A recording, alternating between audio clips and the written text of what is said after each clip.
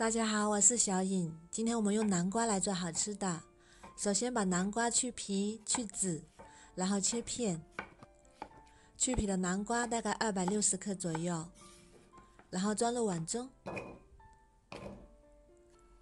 再打入3颗鸡蛋，大概120克左右，如果鸡蛋大2个就够了。再加30克白糖，放入料理机中，选择果汁键打成南瓜汁。再把南瓜汁倒入大一点的碗中，加4克酵母粉，搅拌均匀。再加入400克面粉，把它搅拌成面絮状，像这样就可以。然后再加入20克食用油，把它揉成面团。这里要多揉一会儿，尽量把面团揉光滑，像这样就可以啦。稍微偏柔软一点的面团，然后盖上，发酵至2倍大。这样我们的面就发好啦，体积变大，用手指搓动，不塌陷也不回缩。再把它取出来，撒点干面粉，防止粘黏。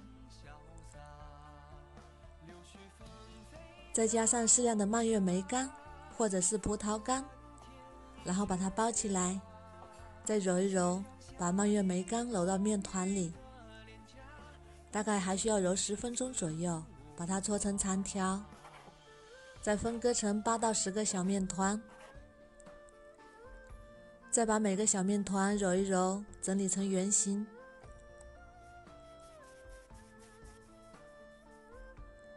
像这样就可以，然后撒点干面粉，全部都做好备用。再准备一个8寸的模具或者是碗，刷上食用油，再把小面团放入模具里，然后盖上，2次发酵2倍大，这样就发好啦，变得胖乎乎的。然后再盖上，冷水下锅，大火蒸45分钟。